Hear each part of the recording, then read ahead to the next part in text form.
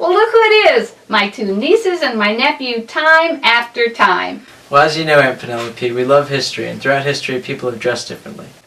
That's right. We love reading about history, and part of that includes looking at the clothing that was part of each time. So for fun, we're going to have a little trivia contest. Most of our costumes are not vintage, which means actually from the past, but they do represent a time period which people dress differently than they do today.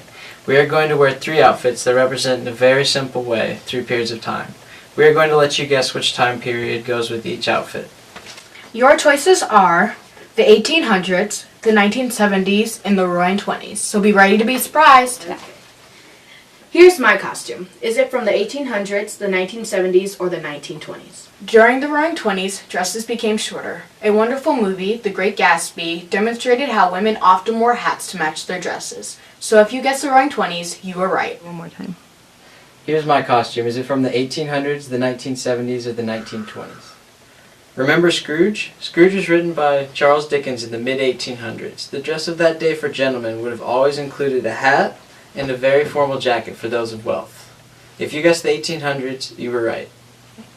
So here's my costume. Is it from the 1800s, the 1970s, or the 1920s? In the early 1970s, you might have worn a caftan. There were even caftans for gentlemen. They were often made with very bright designs and one size fits all. So if you guessed the 70s, you were right.